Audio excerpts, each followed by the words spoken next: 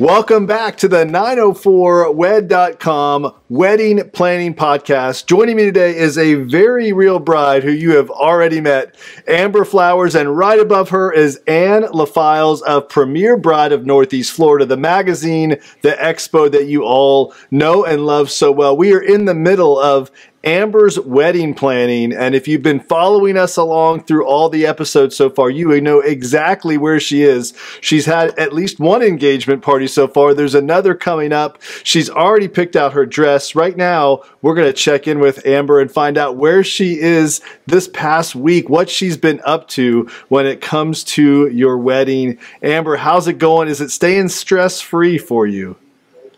I mean, I would like to admit that it's staying stress-free, but we also just got done moving in fully. So I think that I'm stress-free, but stretched to the limits on it.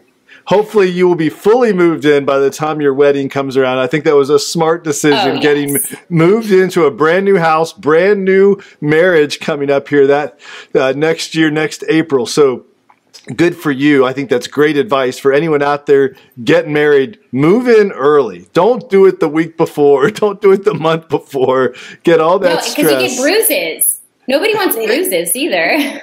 That's right. So you had an active role in your moving, but let's talk about how your wedding is moving along right now. What are you in the middle of? Oh gosh, there's so many things on top right now. Like now I'm starting to really focus on the budget, stay in the budget, and also setting up the photo shoot. Like we were doing, Chris and I are now setting up a full photo shoot, and we're traveling to Georgia. So that's on the top of my list right now. And why the full photo shoot? For some of the people that maybe haven't been following along, you guys haven't really taken any engagement photos yet. Together without being at your engagement party that you had on July 4th. But why is that important to a bride? You know, I think it really truly depends on the bride. For me, it is really important. You know, Chris and I, being that in July, we actually also celebrated our 1 year. So we haven't had real photos done, like at all. And so I think it's important and to me, because these are something, obviously, I think a photo tells a story. And when you find a great photographer or photographers, I like to tell a story in photos. And as you know, being in photo shoots that I have and doing the hair and makeup for them, you really want to create what is coming through that lens. So I want that to be captured in our love and have it very organic. And it's really important to me. So when I say we're traveling, we're also traveling to his hometown and taking pictures around there. So it's going to be nice. Yeah. And how will you use these? Do you already have plans, or you're going to kind of wait to see how these turn out? You know, I love that we just are touching on that subject right now, because going through and kind of interviewing, if you say, like photographers, because you really have to have, the importance of a photographer is having this connection with them. That you want them to understand and see your vision, but also really do your research with it, because they have I like to say this, I mentioned this in previous episodes, but they have this mood when they shoot, and that has to really click. And so, yeah, I don't know if I answered the question completely without forgetting the rest of it, but what was it? Wait a minute, say that again. Well, we were talking about what you're going to do with the pictures and why this is important. Okay, what am I going to do? That's why I forgot. Sorry. There actually is a chicken right here, and its feathers were blowing, and my attention just went bloop.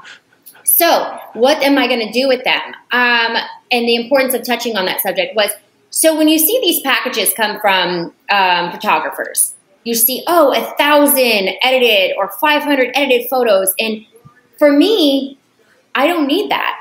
I don't need this big book on a coffee table for me personally.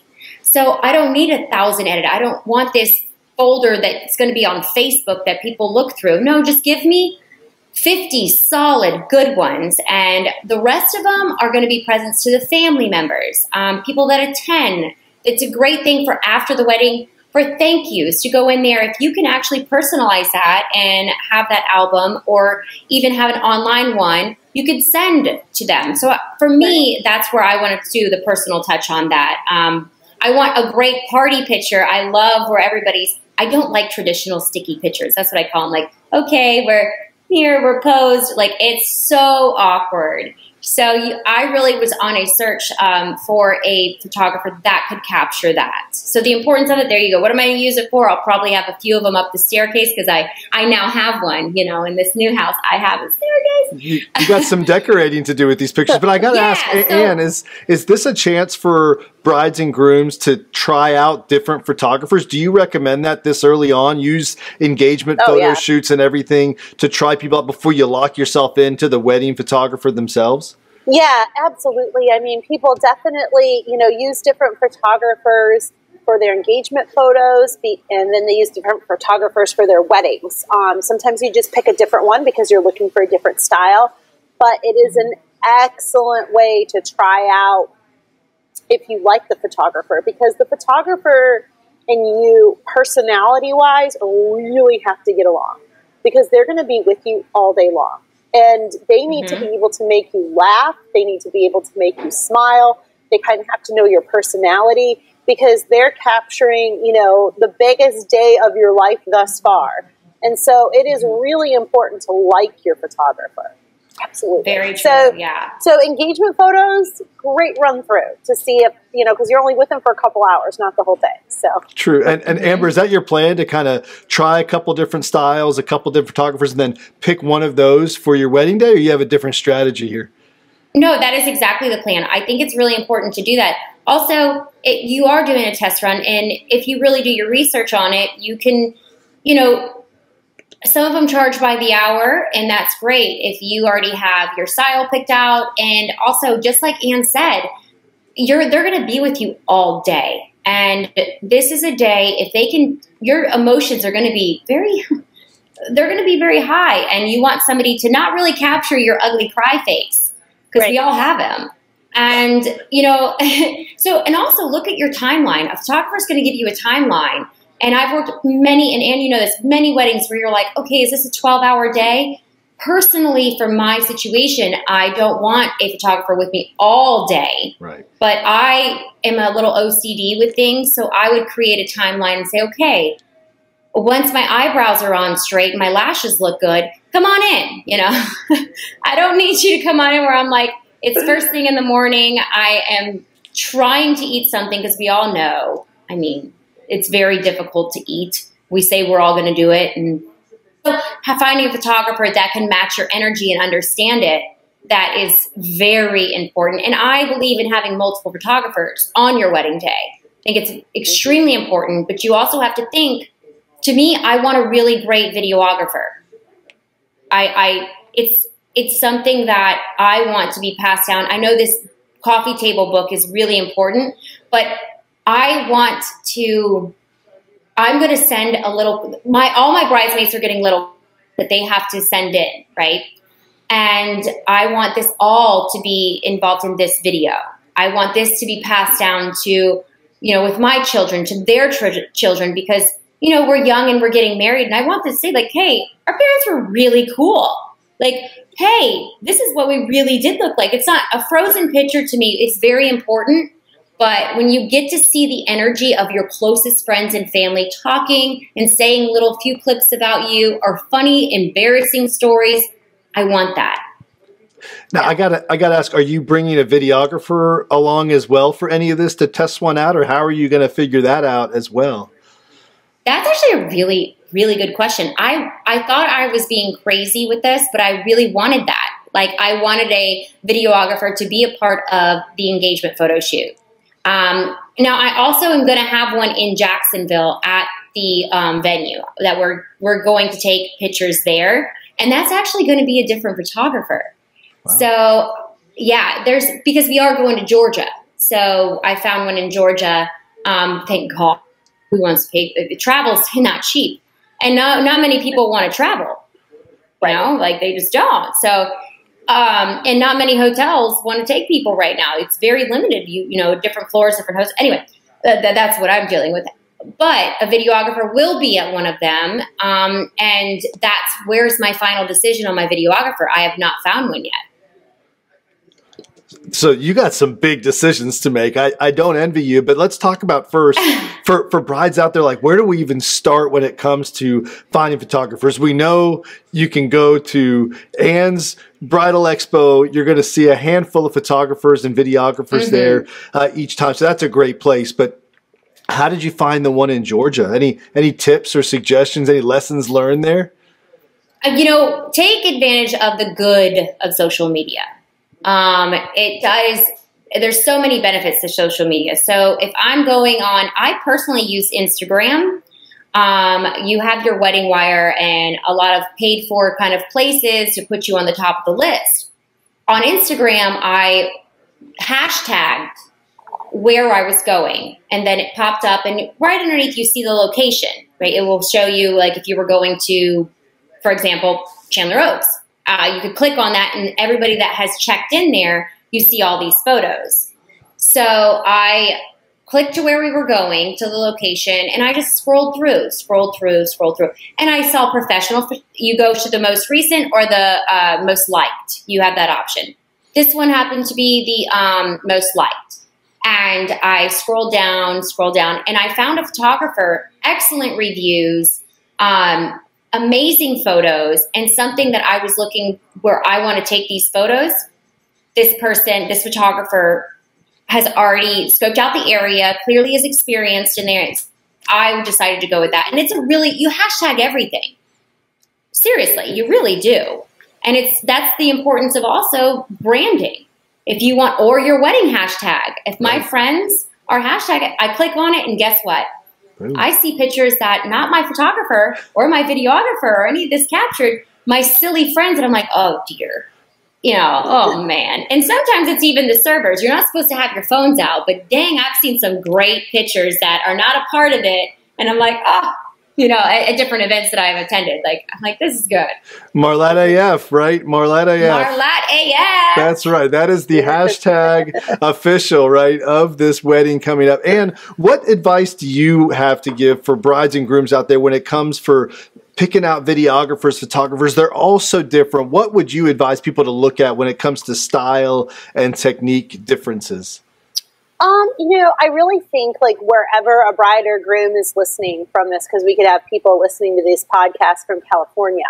I really think that expos are a great way to go because you are going to get exposed to a lot of photographers and videographers at an expo. And it's a very low pressure situation because there's a lot of people there. So you're going to be able to look, and they're going to have all these pictures displayed all over their booth.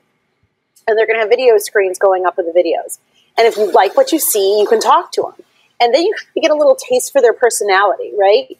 So you're like, okay, I like what I see. I like the person that I'm talking to. I'm going to book a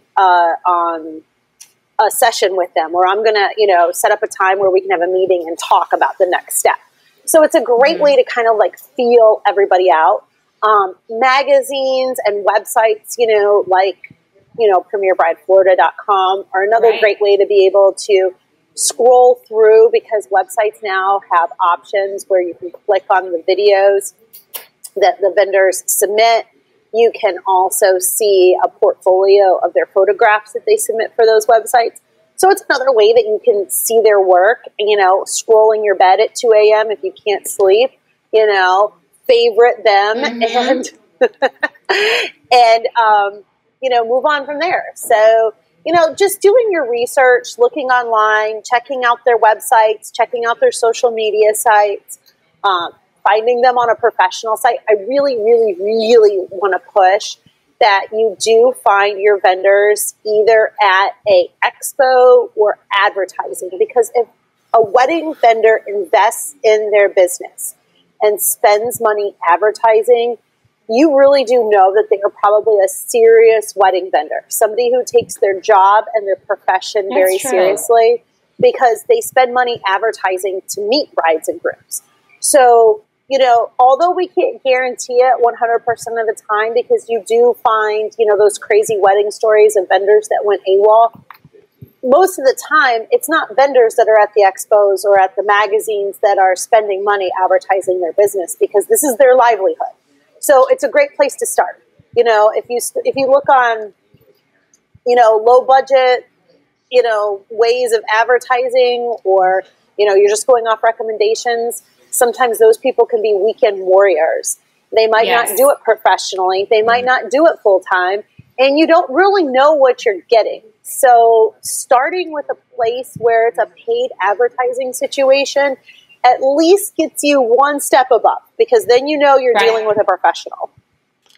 So you have someone joining us, Amber, who we haven't met before. Who do we have there? He's going to be in the wedding. This is my Sir Frank Carter. Yeah. Aww. I finally have him now, because he was at my mom's for a while due to COVID, going up and down the elevator and all that, because the elevator actually shut down after the week we found out. So on 14 floors, walking him down to take him out was actually a bit difficult. You had to walk up and down 14 Good to meet him. stairs? Wow. Yeah, so he just made his appearance and he's gone. Yeah. He's Frank Carter. Frank Carter's gone. 14. I finally invested into a hiking backpack because I would have to go grocery shopping. And wait, you never said this before, Amber. You mean your high-rise shut down elevator service, and you guys were on the 14th so we floor? have, I think, like 22 floors, maybe 24, and 4 elevators. But one of the elevators is obviously for moving and anything back and forth. So they only had one elevator open to certain floors if they were handicap or anything like that. Which I don't know how they program that, but let's just say that's what happened. And 14 floors up and down every day. And he goes out, 3-4 times a day. This is because of COVID? That's what they said, yes. Because the 6 feet apart sort of thing, you couldn't because of the elevator. And you couldn't actually control that or sort of even keep that under control, because if it is 22 or 24 floors, you don't know how many people are going to be on the elevator. So they shut them down. Yeah. That stresses me out. So but talk about a workout regimen. So everybody's touching the handrails as they're dragging themselves up. Oh, yeah, I caught it. I said that. I'm like, this makes no sense. This is like a hot box of COVID if somebody has it. Like, really, truly, it didn't make any sense. So they did, after about 2 months, I would say. 2 months? Let me tell you, though. I'll tell you. You want to know something? Buns I want to sit there and hate. There you go. I was like, you got buns of steel walking up and down. All of a sudden, my booty decided to lift a little bit. I was looking in the mirror. I was like, oh my, it's up. Like, okay. All of a sudden, these things called calf muscles I never even knew I had. I flexed my tippy toes, and I'm like, oh, there is a lump in the middle of my calf. Like, this is a lump. This is a muscle. It's good. But now you're in a home. Now you're in a home.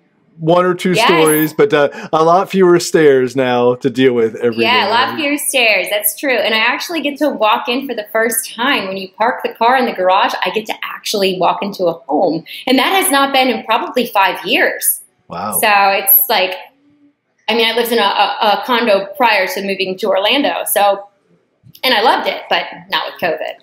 All right, so I have to ask the uncomfortable question. How are we doing on your budget right now? What are some of the budget busters? Are you coming in under anywhere? Anything new on the budget that we need to talk about? You know, that's interesting, because moving in, now I have a decor budget. And I am obsessed with interior design. I love it. It's something that I've always loved, like a little secret side of me I really have always loved. So now I'm shopping. So wait, am I on budget, and how am I doing with it? I have this thing called a distraction of moving into a new home. So I have a different budget. So I've put a little bit of spending on the wedding on pause, because now it's about stuff coming into the mail and getting everything together. Obviously, my vision board, I'm right behind me. You can see some of the stuff that I'm going to be over here. Wait, here. It's opposite. Somewhere over back there. I don't know. Where are you? Okay. So I actually started to collect these things that I have this vision and saving on that. I'm using spray paint. I'm using stuff. Now, am I going to be doing all of my tables? No. But I'm going to show, I know a price point in Florida, you order some of these things online and they're just priced crazy. Like a bundle is 3 and it's for $26. Or if you're ordering it from China, or if you order on Etsy, like whatever you're deciding, it's just astronomically priced until you go to a local professional and you bring them and they're going to work with you. These are dead flowers, so I'm making them and showing them, bringing them to different florists. I'm staying in budget, to answer your question, Wes. Yes, but I'm figuring out little alternative ways to make sure I stay in them. And Look, that is I got to stop you right there. Did you just say you're going to design, kind of mock up some of your own floral arrangements and then take them to a professional and let them kind of see if they can replicate it, take it up a notch? What's the strategy there? Yes. Well, I just don't want to do all the tables and all that. I think that is something that brides try to do, and the importance of hiring a professional, because it is so stressful. You're going to have your bridesmaids drop them off, or the mother or a friend or whoever drop them off, and then it's your day of coordinator, or if you don't have one, who is that going to be left up to? You don't want to worry about it. So I like to mock up something and say, this is exactly what I really want on table 1 through 5, and then whatever you decide. And then on the main table, here you go. This is what I want, and this is the vision, because it's really difficult in my situation, because I'm getting married in something that is considered a barn, but it's once you go in, it's not. Like, it's just, I don't want to make it rustic. So yes, I'm sort of doing my own vision, and I'm bringing it to a professional that I trust and say, hey, this is what I really, really, really am wanting. And then she can probably say, hey, listen, we should add this. It needs more of this or that. And I'm all for it. And I got to ask the dumb question. How does this turn into a savings? How does it turn into a savings? Well, because I'm pricing it out also what it is. No, okay. It doesn't count because I'm actually asking my neighbor if I can borrow a palm and cut it up. No, but a lot of the things that are online to order are from Florida. I live here. So, and even some of the florists that I have talked to, they're like, oh, we get that in our backyard. We do this. So I know what the cost is on it. And that's not saying what the cost is as, with their cost. I know that if they have it in their inventory, I know what it is. But I'll clip all the trees you want right now. I have a full lake right across that is just growing like crazy. And I just need to dry them out. So if you would like to use them, great. If not, I'm going to take some of them with me to decorate my home too. But here's the thing. I'm not using a lot of fresh flowers. So there's one specific flower that we were talking about, the garden rose. And they are pricey, but I'm also saving a lot by the flowers behind me. There's cotton right there. You see a palm leaf over here. I keep messing this up. Why can't I get this right? Here. So, yeah, I think that it is also saving. Even though I know a lot of people in the business, that doesn't mean, listen, okay, here's another thing. This is a very important point. Preach. Being in the business, I will preach. Let me spill the tea. Hold on. If within your budget, and just like Ann said, if somebody's paying for advertising and doing it that way, do not think that you can do everything that way. What you get is what you pay for, truly. And I've heard like horror stories at times where, oh, this person was this much money and it was just a disaster. Yes, that does happen. But when you hire a professional and you are in the zone to do that and it's in that budget, know if you're very specific with them, you're actually probably going to get exactly what you want and not spend too much money. But put your money out there and you're going to get it back. In exactly your vision. If you want a dollar store vision, you're going to get it. And there's nothing wrong with that, but don't expect it to be a crazy, extravagant, centerpiece or vision when you don't have that in your budget. Right. Is that bad for me to say? I don't know. No, you're speaking the truth. You're speaking the truth, and there is nothing wrong with that. I think that sometimes that some of the brides, it's okay to have. Listen, if you only have a $5,000 budget, know that is perfectly fine. Like, it is fine. Don't try to have the Taj Mahal of things. Know that that's what your budget is, and if you're honest with it, every single one of the vendors will work with it. that you're going to hire. Every single one of them. I promise you that. I know that. Well, let me bring up a budget buster and get Anne's opinion on this, because I know it's going to come up for you. And that's, what is in your bridesmaid budget when it comes to their jewelry and their dresses, and what are you paying for versus what are you asking them to pay for? There are no standards, I know, Anne, but what advice do you have to give, brides and grooms when it comes to bridesmaids' budgets and how that's going to impact the overall budget, of course, as well? Right. Well, I guess it depends a little bit on the dress, first of all. If you're going to let the bridesmaids pick out their own dress and kind of have their own flexibility, I think that maybe you don't necessarily have to pay for their dresses. Now, I know a lot of brides don't pay for the dresses anyway. It used to be a big tradition. It's not that way so much anymore. But if you're one of those brides who is going to, make a bridesmaid spend $500 on a bridesmaid dress, and you're not going to pay for it, then I think you need to budget to pay for possibly their hair, makeup, and jewelry. I think that that's just common courtesy. I think that, asking your bridesmaids, especially if they have to travel out of state, if they have other costs, I think that a bride kind of has to be a little aware of the cost that it is when you ask a bridesmaid to stand up with you. And it also depends on where people's lives are too. For girls who are just getting out of college, maybe they don't have jobs yet. Maybe they're still in college. You might have to be a little bit more mindful of the budget than if you might be getting married later on in life and your friends all have established careers where, spending the extra money on hair, makeup, and dresses isn't such a big deal. So, I think that it's nice if the bride lets the bridesmaids pick out their dress.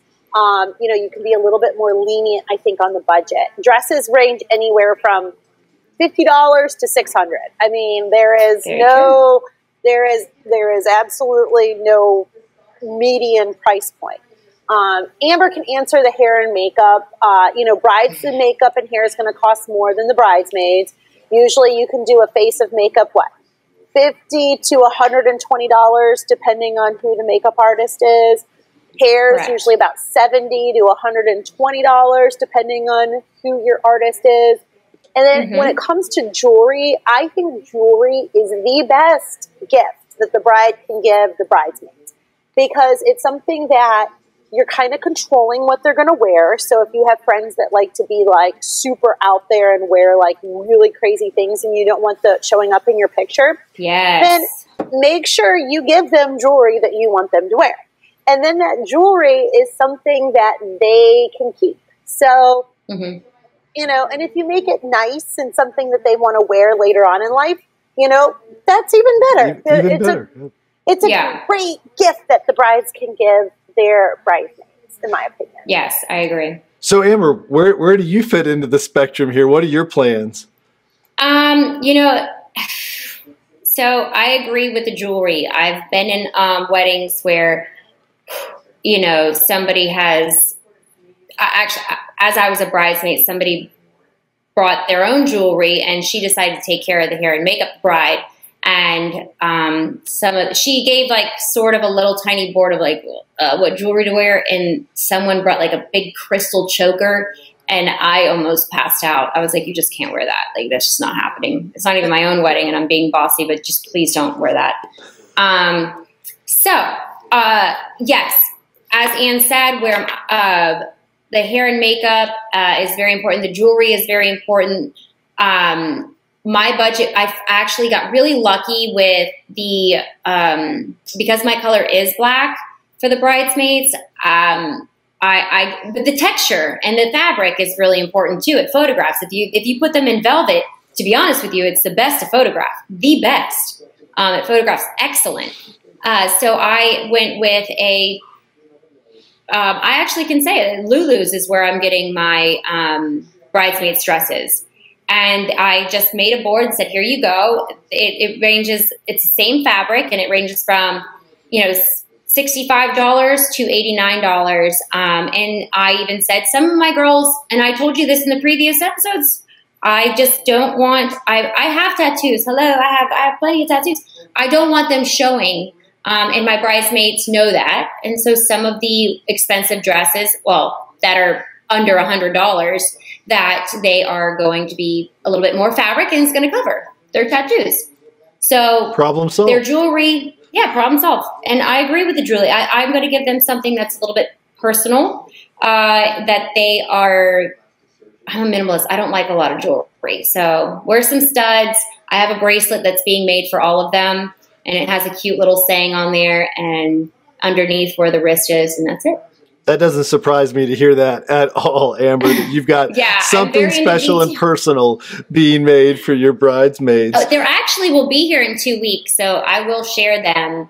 I've been waiting. I knew I was going to do this. So I'll share them with everyone. Great idea. Great idea. Speaking of things that you're sharing, the registry conversation that we had on our last episode or so, where do you stand on that? What decisions did you end up making there? That's actually, I am back and forth on this because I know that we talked about, like, if you do register, then is it a gift per person? I know that, you at least should do that. So we did go with Amazon. I know we have one with Pottery Barn. And again, we just moved into a new home. So there are things that we have a magnet now on the refrigerator that we're taking notes to put on that are things that we're going to need. But is it wrong to not put that much on the list? And then say, I don't want 12 knife sets or, 10 cheese boards, but do people typically bring gifts? Is it rude to say, hey, gift cards are fine? Like, I don't know. And then, the one that we looked into was the honeymoon. But right now we can't make a decision on a honeymoon just right yet. So we can't put that on anything. So that's still a possibility. And what advice do you have to give Amber there? Yeah, remember you did say something of that. Like, is it rude to ask for I'm not asking for no, you don't cards. You don't ask for gift cards, but if you're not going to put a lot on your registry, then people will probably give cash and gift cards. And a lot of people just prefer that anyway because it is the easiest. They don't have to order something. They don't have to wrap it. They don't have to bring it. Amazon makes it easy where you just ship the present directly to you guys. So they point, click, add it to their cart, pay now, and it heads right to you when they're shopping on your own registry. So it does make it easy. But if you don't put a lot of stuff on there, people will want to give cash anyway. Or gift cards. It's a pretty traditional wedding gift right now. Okay. Yeah. So I think that's good. And hopefully all your guests listen to the podcast. So they'll be like, I remember when Amber They're all going to know. They're all going to know exactly what to expect here, right? It's going to be on the website. I'm putting the podcast on the website. Like, here you go. You have any questions? Listen. Tune in. I love it. Well, listen, we are running out of time on our podcast, but I've got to ask one crazy question right now. We haven't talked at all about cake, right? Which is kind of a big deal for a lot of people, right? Where do you stand on that? And when should people start looking at cake, right? And doing tastings there and all the decisions that it comes to make around dessert and all the alternate things out there besides cake? Well, cake bakers do book up, and a lot of cake bakers are really small businesses. So they might not be able to handle multiple weddings in the same weekend or the same day. So starting a cake process early is always a good thing because you want to make sure that you're not going to have scheduling conflicts, especially if you're going to go with a local smaller baker. If you're going with a larger baker, like a Publix, they're going to be able to handle mass volume. So you can probably order that a little bit closer to the wedding and not have to worry about it so much. So Amber, let's put you on the hot seat. Where do you stand right now on this? Well, knowing that I just started the training, doing all the training, I'm not doing the tastings yet. Okay, we ain't gonna go there. And you know what? I know that. Okay, can we save this for the next one? I'm feeling a little. Okay, I'll drop a little bit more tea. I'll take the last sip of tea and drop a little more. Okay. Uh oh, she's spilling some more tea, y'all. So I have somebody that's making the cupcakes, and I love the cupcakes, but she really wants to make the cake. But I think I like someone else to make the cake. But the cupcake person thinks she's making the cake already. This is no contract, nothing yet. But she really was very forward about and adamant about making the cake. However, she's great at everything, but the kind of cake I want is not what she's gonna do. I feel bad for saying this. Okay, and then I have a cake person that knows she's gonna be making the cake, but they don't know yet about each other. And you know, this is where it just gets difficult. The drama. So much for that saying, you can have your cake and eat it too. That is not going to happen here. Don't put a cake in front of me if I can't eat it, dang it. Like, seriously. Well, we will find out more about that, I'm sure, on future episodes. Amber, good luck to you on your upcoming week of wedding planning as you start to kind of get back into the rhythm here. Yes. We will be checking in with you every week. If you are following us on this podcast, please be sure to subscribe so you get the latest updates and alerts every time we push a new podcast out as we follow Amber on her wedding journey week in and week out. It's coming up. We are getting closer every week as we near next April. So thank you, everyone. Amber, thank you so much for your time this week. And thank you you as well. I know we've got more wedding expos to talk about coming up as well. Take care, everyone, and we will see you on our next episode.